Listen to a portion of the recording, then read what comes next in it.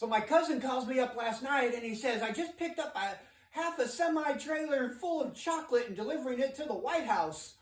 And I'm like, well, what does the White House need with a semi-trailer full of chocolate? And I'm just thinking, I thought this morning, I'm like, oh, well, Easter's coming up. Don't they have like an Easter egg hunt on the White House lawn for the kids? Maybe that's what the trailer's for? What do you think the chocolate's for? But while my cousin's delivering chocolate to the White House, I want to fix this welder. Now, my brother and I bought like a 66-foot aluminum yacht a long time ago, like 20 years ago. And we got this welder, which is like, you know, this is a ship building welder. It's the Miller Syncrowave 250. It goes up to 310 amps. Anyways, it's never really worked right. Let's take a look, see if I can't fix this today, because I really want to use it, because hot girls don't want to date guys who don't have a working TIG welder. So the welder works if you use it, if you're stick welding. It also works if I'm welding steel, because I can just stick the metal. But when I'm doing aluminum, I can't, the high frequency doesn't seem to be working, so it's really hard to get the weld going, because the high frequency start is not working properly. So I did take the back off. I could see that this switch wasn't working. See, it's not working in that position. I got no connect. But if I wiggle the button, nope. Okay, I got nothing there. Let's try, so this one, the top. I got nothing there. Nothing there. Switch it to there. That one works a little bit. But if I wiggle it, see, it goes on and off. So this toggle switch is worn out. All right, so I put a new toggle switch on it for the high frequency start. Okay, still doesn't work. So then I'm looking at this welder and I'm tracing the wires. Okay, what else? Obviously that was bad. Obviously the switch was bad. But what else is not working on the high frequency? And I can see here there's a high frequency adjuster here, HF. And then I saw that thing up here that says I have to adjust these points to 0.008 inches, which is right, these points right here.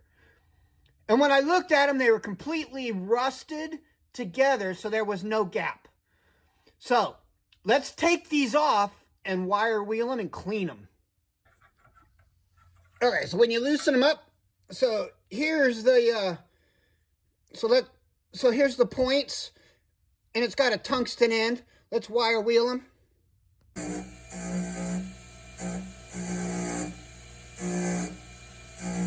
So I wire wheeled and cleaned up all the tungsten tips, and then we're going to adjust it to 0.008. Put these all back together.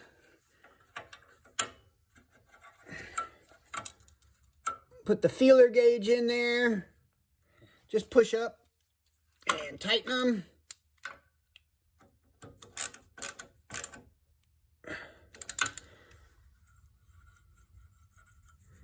Okay. Okay.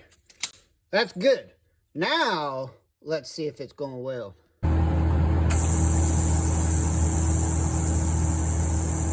This is like a water cooler. You can see that I had welded with my spool gun on my MIG, and you can see it doesn't penetrate very well with the spool gun. So let's see what I can do with the TIG, just as a piece of scrap here. And this is almost 1/4 inch with my spool gun weld. Let's just go right here. Ooh, it starts. So now it starts. So it melted that pretty quick. That was just a melt test, just to see if it would start and if it melted. Like before, I had to touch start with the steel, and it would weld steel because you only needed to touch start it and then it would go. But to keep the aluminum arc going, you need continuous high frequency, and I never was able to weld aluminum. So I kind of melted this section as a test, and I melted it right here as a test. And that's thick, 1/4 inch. This is an oil cooler off my Volkswagen. So anytime I wanted to do aluminum, I'd set up my MIG, and I'd use my spool gun. I'd hook my aluminum spool gun up to it. So I welded up this whole Holiday Rambler trailer with the spool gun. It actually used to be 27-foot Holiday Rambler, and then I took the siding off, and I put flat siding, and I cut it down to 11 feet. But this is all aluminum superstructure and beams. So I used the spool gun on it, and it worked fine on that. That's awesome that I was able to fix this Tig Welder, because, man, I really didn't want to go buy a new one, because the new stuff is all computerized, and you can't even fix that stuff. This thing's built to, like, last forever.